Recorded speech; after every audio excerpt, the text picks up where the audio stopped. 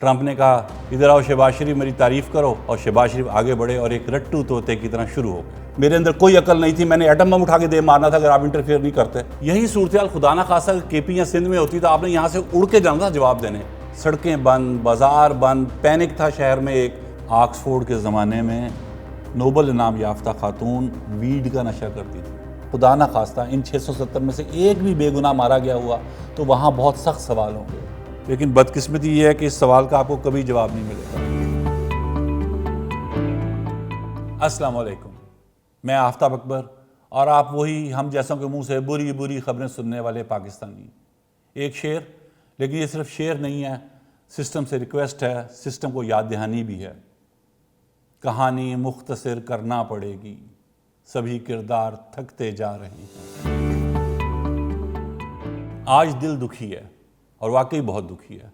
لگتا ہے کچھ تھا جو اب نہیں ہے، جیسے کسی نے عزت نفس سرعام نیلام کر دی ہو۔ جی ہاں، میں شرم الشیخ میں وزیر اعظم کے خطاب کی بات کر رہا ہوں۔ انہیں سٹیج پہ کھڑے ہو کے ٹرمپ نے کہا ادھر آؤ شہباز شریف میری تعریف کرو، اور شہباز شریف آگے بڑھے اور ایک رٹو طوطے کی طرح شروع ہو گئے۔ The Prime Minister is here and you're going to give his regards. Where are you? Peace has been achieved after untiring efforts led by President Trump, who is genuinely a man of peace, who has relentlessly and untiringly worked throughout these months, day in and day out, to make this world a place to live with peace and prosperity. Pakistan had nominated President Donald Trump for Nobel Peace Prize. Mr. President, I would like to salute you. وزیر اعظم صاحب معذرت، لیکن میں آپ کو بتائے بغیر نہیں رہوں گا کہ مکھن لگانے کی ایک حد ہوتی ہے، جھوٹ بولنے کی ایک حد ہوتی ہے۔ یہ کوئی بات ہے کہ آپ کہہ رہے ہیں اس ٹرمپ کو کہ میں آپ کو سلوٹ کرتا ہوں؟ جھوٹ ہے یہ، ہم کیوں سلوٹ کریں گے اس کو؟ آپ کہہ رہے ہیں کہ آپ دنیا کے سیویئر ہیں، کوئی دنیا کا سیویئر نہیں ہے وہ۔ آپ کہہ رہے ہیں کہ آپ نے لاکھوں جانیں بچائی ہیں، کون سی جانیں بچائی ہیں؟ آپ تو یہاں تک کہہ رہے ہیں کہ 2 بچے گلی کے لڑ پڑے تھے انڈیا پاکستان، اور اس نے بیچ بچاؤ کرا دیا، ورنہ دونوں نے مر جانا تھا، دونوں نے دوسرے کو مار دینا تھا، ایٹم بم پھاڑ دینے تھے۔ اتنے زیادہ ہم ارسپانسبل ہیں۔ آپ نے بتایا کہ میں بالکل بچہ، میرے اندر کوئی عقل نہیں تھی، میں نے ایٹم بم اٹھا کے دے مارنا تھا اگر آپ انٹرفیئر نہیں کرتے۔ آپ یہ بتا رہے تھے تو اسٹیج پہ کھڑے ہو کے آپ اپنے پول کھول رہے تھے کہ ہم تو اتنے بیوقوف، اتنے جہل اور اتنے گوار قسم کے لوگ ہیں۔ آپ نہ ہوتے، آپ اگر ایٹم بم والا ہاتھ میرا نہ پکڑ لیتا تو میں نے ایٹم بم مار دینا تھا، ادھر سے مودی نے مار دینا تھا۔ یہ کر رہے تھے آپ ادھر کھڑے ہو کے، خوش کرنے کے لیے ایک بندے کو، اپنے آپ کو ہم ثابت کر رہے تھے کہ ہم تھرڈ ورلڈ کنٹری والے بالکل پاگل لوگ ہیں۔ India and Pakistan are both nuclear powers. Had he not intervened along with his wonderful team, during those 4 days, the war could have escalated to a level. Who would have lived to tell what happened? I think history will remember in golden words. I wouldn't say more, except God bless you, God give you long life to serve like this for all time to come. Thank you very much. Prime minister, پہلے تو معذرت کہ میں کچھ سخت باتیں کہہ گیا، لیکن میں آپ کو بتانا ضروری سمجھتا ہوں کہ اگر آپ یہ سمجھ رہے ہیں کہ آپ پہ ٹرمپ بہت مہربان ہے تو ایسا بالکل نہیں ہے۔ آپ اس وقت ٹرمپ کی مجبوری ہیں، وہ آپ کے بغیر ایک قدم نہیں چل سکتا۔ عرب ورلڈ لے لیں، ویسٹ لے لیں، کوئی بھی دل سے اس کے ساتھ نہیں ہے، ہر کوئی مجبوراً اس کے ساتھ ہے۔ ہر ایک نے ایک مجبوری کے تحت اس کے امن معاہدے پہ سائن کر دی ہیں، لیکن ہر ایک جانتا ہے کہ ویسا کچھ بھی نہیں ہوگا جیسا اس معاہدے میں لکھا ہوا ہے۔ سب کچھ الٹ ہوگا، الٹیمیٹلی سب کچھ الٹ ہوگا۔ یہ میں آپ کو آج بتا رہا ہوں، اور یہ بات آپ بھی جانتے ہیں کہ سب کچھ الٹ ہوگا۔ فلسطین کے بارے میں جو کچھ اس نے کہا ہے، فلسطین کو وہ سب کچھ نہیں ملے گا، اور جو کچھ اس نے اسرائیل کے بارے میں کہا ہے وہ سب کچھ وہ اسرائیل کو دلوائے گا، اور جواب دہ ہم ہوں گے فلسطینیوں کے سامنے بھی اور دنیا کے سامنے بھی۔ کہ آپ تو بڑا سٹیج پہ کھڑے ہوتے تھے اس کے ساتھ، یقین دلاتے تھے کہ ٹرمپ کو سلوٹ کرتے ہیں، ٹرمپ دنیا کا سیویئر ہے۔ اس وقت آپ کیا جواب دیں گے؟ اس وقت ہمارے پاس کیا جواب ہوگا؟ عرب ورلڈ اور ویسٹ اسی لیے چھپتا پھر رہا ہے، انہیں معلوم ہے کہ یہ سب کچھ سوال پوچھے جائیں گے بعد میں کہ جناب آپ بتائیں کیا کرنا ہے۔ ہر ایک کہے گا ہم تو بیک بینچر تھے، یہ پاکستان تھا، یہ امریکہ تھا، یہ ایک دو ملک اور تھے، یہ اسرائیل تھے، ان سے پوچھو، ہمیں تو کچھ پتہ نہیں۔ ہمیں تو انہیں کہا کہ معاہدہ ہو گیا، ہم نے کہا جی بڑا اچھا ہو گیا۔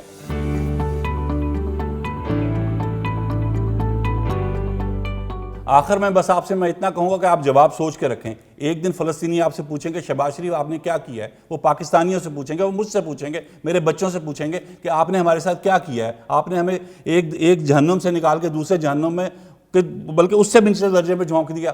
جواب سوچ کے رکھیں، جواب آپ کو دینا پڑے گا. تاریخ سوال پوچھے گی اور آپ جواب دہ ہوں گے.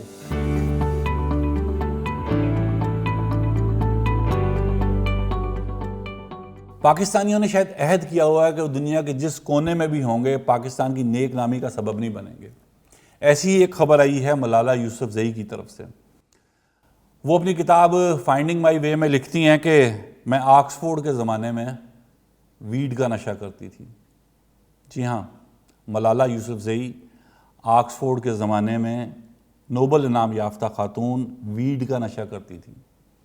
وہ کہتی تھی جب میں ویڈ کا نشہ کرتی تھی تو میں آکسفورڈ سیدھا سوات پہنچا کرتی تھی, اپنے آپ کو 15 سال کا محسوس کرتی تھی, مجھے طالبان کا زمانہ یاد آتا تھا, وہ تھرل یاد آتا تھا. ملالہ یوسفزئی بات کچھ سمجھ میں نہیں آئی. اگر خدا نہ خواستہ بری صحبت کی وجہ سے یا کسی ٹینشن کی وجہ سے آپ نے نشہ شروع کر ہی دیا تھا, ویڈ لے ہی لی تھی, تو اس کی تشہیر کی کیا ضرورت تھی, اسے کتاب میں لکھنے کی کیا ضرورت تھی. بات کچھ سمجھ میں نہیں آئی. ایسی باتیں چھپائی جاتی ہیں. انسان سے غلطی ہو سکتی ہے, کسی سے بھی غلطی ہو سکتی ہے, تو انسان کو دوسروں کی غلطیوں کے ساتھ اپنی غلطیاں بھی چھپانی چاہیے. لیکن آپ نے بڑا بولڈلی اس کو لکھ ہی دیا, اور اگر آپ نے لکھ ہی دیا تو آپ کے کسی گھر والے نے نہیں پڑھا, کسی نے آپ کو سمجھایا نہیں کہ یہ آپ غلط لکھ رہی ہیں, اس کو نہ لکھیں.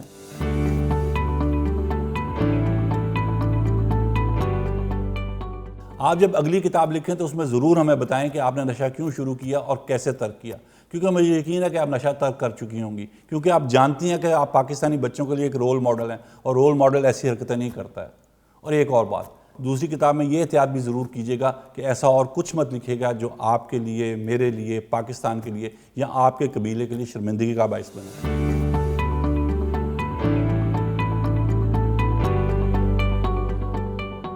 اور اب میں ایک مشورہ نہیں بلکہ درخواست کروں گا عظمیٰ بخاری جی سے.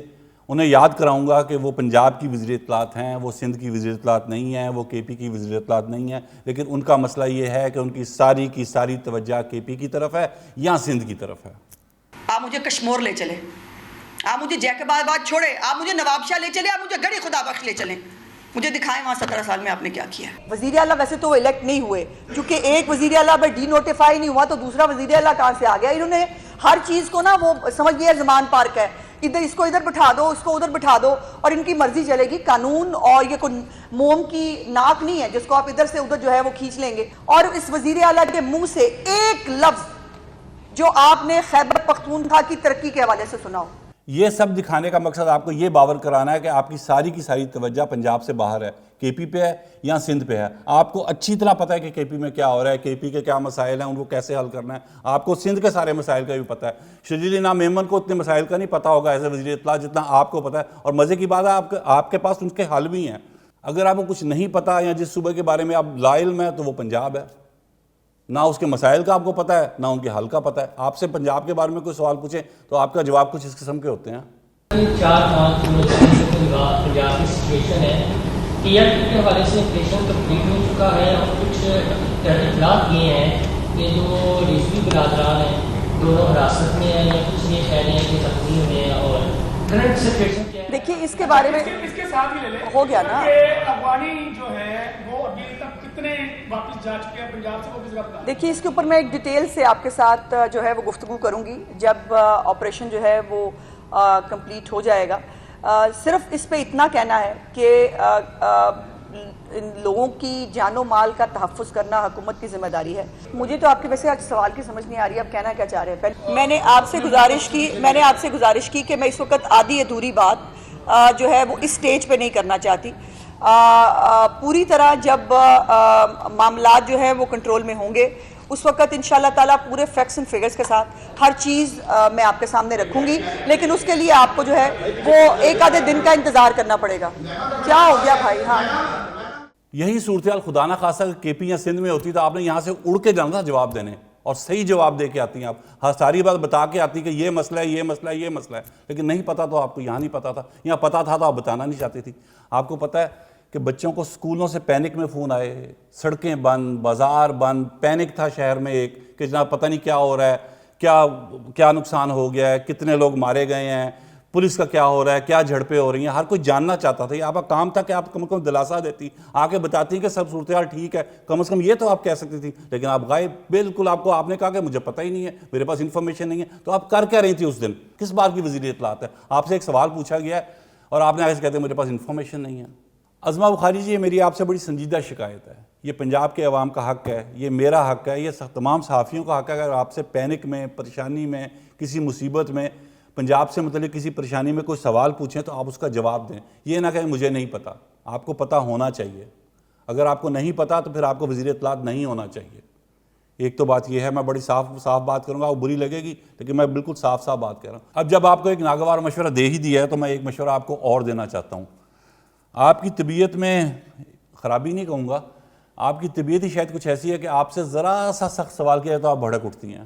میں نے سن لیا بھائی، ایک ہو گیا جلسہ. آپ نے تقریر کرنی ہے، آپ نے تقریر کرنی ہے، سوال پوچھو. بہت شکریہ. آپ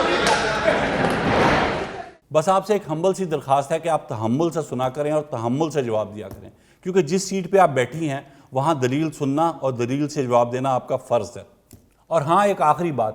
پچھلے دنوں آپ کا ایک بیان نظروں سے گزرا جس میں آپ نے کہا ہے کہ عمران نے اپنی 2 بہنوں کی باتوں میں آ کے کے پی کا وزیر اعلیٰ ہی بدل دیا. 2 بیگمات، 2 باجیاں جو ہیں، ان کی لڑائی میں وزیر اعلیٰ شوقیہ چینج ہوتے ہیں بھائی. گنڈا پور باجی کے کہنے پہ ہٹا دیا گیا. یہ بھائی جان آپ فرشی وزیر اعلیٰ ہیں، آپ فرشی سلام کر کے آئے ہیں علیمہ باجی کو. تو آپ کو تو خوش ہونا چاہیے. وومن امپاورمنٹ ہے. یہ پنجاب کو اس وقت 3 خواتین چلا رہی ہیں. ہم اس پہ بہت خوش ہیں، بلکہ ہمیں اس پہ فخر ہے.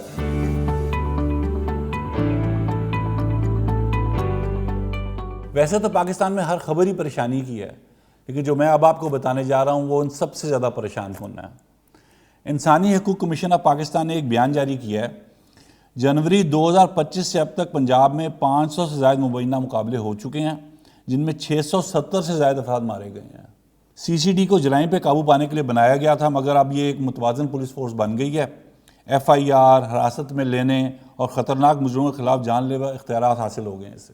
امیر بالاش قتل کیس کا مرکزی ملزم تیفی بٹ مبینہ پولیس مقابلے میں ہلاک ہو گیا. تیفی بٹ مبینہ مقابلے کے دوران اپنے ہی ساتھیوں کی فائرنگ سے ہلاک ہوا ہے. سی سی ڈی کے 2 مبینہ مقابلے ہوئے ہیں جس میں 2 ملزمان مارے گئے ہیں. ناروال میں سی سی ڈی کا ڈاکوؤں سے مبینہ مقابلہ، ساتھیوں کی فائرنگ سے 2 ڈاکو ہلاک، 2 فرار ہو گئے. مبینہ مقابلے، میں یہ نہیں کہتا کہ مبینہ مقابلے یہ پولیس مقابلے ہی ہوتے ہیں. یہ کچھ لوگوں کا الزام ہے جو میرے نزدیک ٹھیک نہیں ہے. یہ واقعی مبینہ مقابلے ہوتے ہوں گے. ان کے ساتھی آتے ہوں گے اور مار کے چلے جاتے ہوں گے. ساتھی بھی ہو سکتے ہیں، دشمن بھی ہو سکتے ہیں کہ وہ آتے ہوں گے اور پولیس کی کسٹڈی میں مار کے چلے جاتے ہیں. اب میرا سوال ہے کہ اس کی 2 ہی صورتیں ہیں. پہلی صورت تو یہ ہے کہ یہ واقعی پولیس مقابلے ہوتے ہیں جیسا کہ الزام ہے. ہم اس کو بالکل ایک ردی کی ٹوکری میں ڈال دیتے ہیں اس الزام کو اور کہتے ہیں کہ یہ سب بکواس ہے، جھوٹ ہے، اور یہ جینون مقابلے ہوتے ہیں. جینون لوگ آتے ہیں اور مار کے چلے جاتے ہیں. اس کو بات کو مان لیتے ہیں. تو میرا سوال یہ ہے، کیا سی سی ڈی اتنی نااہل ہے کہ پنجاب میں جنوری 2025 سے 500 دفعہ ایسے ہو چکا ہے کہ کچھ لوگ آتے ہیں، ان کی کسٹڈی میں بندہ مار کے چلے جاتے ہیں اور یہ منہ دیکھتے رہ جاتے ہیں. یہ اتنے نااہل ہیں. یہ ہمارے کرتا دھرتاؤں کو سوچنا چاہیے. یہ ہماری وزیر اعلیٰ پنجاب کو سوچنا چاہیے جو کہتے ہیں پنجاب میں کرائم 0 ہو گیا ہے. پنجاب میں اس وقت 0 کرائم ہے، 0 کرائم ہے ماشاءاللہ. میں وزیر اعلیٰ مریم نواز شریف سے ایک سوال پوچھنا چاہتا ہوں. کیا وہ نہیں سمجھتی کہ یہ مبینہ مقابلے ان کی گڈ گورننس پہ ایک سوال ہیں، نظام انصاف کے منہ پہ ایک تمانچہ ہے، پاکستانی قانون کا مذاق اڑا رہے ہیں؟ چلے مان لیتے ہیں کہ یہاں آپ سے ان 500 مقابلوں یا 670 افراد کے بارے میں کچھ نہیں پوچھا جائے گا، لیکن اگر خدا نہ خواستہ ان 670 میں سے ایک بھی بے گناہ مارا گیا ہوا تو وہاں بہت سخت سوال ہوں گے. اسپین کے وزیر اعظم پیڈرو سانچیز نے ایک ٹویٹ کیا جسے ہمارے حامد میر نے اپنے کمنٹ کے ساتھ ری ٹویٹ کیا ہے. پہلے میں آپ کو بتاتا ہوں کہ پیڈرو سانچیز کیا کہہ رہے ہیں. غزہ میں امن کا مطلب یہ نہیں کہ نسل کشی بغیر سزا کے رہے، مطلب جنہوں نے جینوسائیڈ کیا انہیں سزا ملنی ہی چاہیے. آگے لکھتے ہیں، غزہ میں ہونے والی نسل کشی کے مرکزی کردار انصاف کے کٹہرے میں لائے جائیں. اسپین اسرائیل پر ہتھیاروں کی پابندی جاری رکھے گا.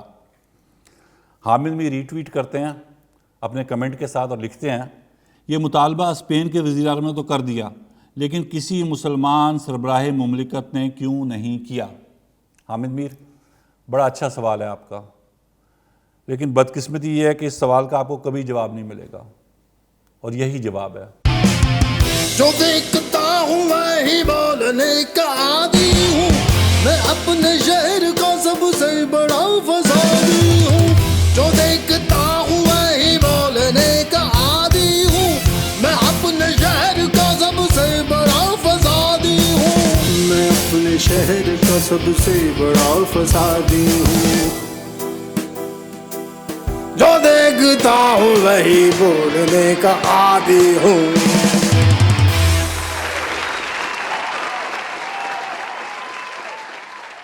और आखिर में वही दरखास्त, हमें लाइक, शेयर और सब्सक्राइब जरूर कीजिएगा। Talk is live, like, share, subscribe कीजिए, क्योंकि सच वही जो हम बोले। Talk is live.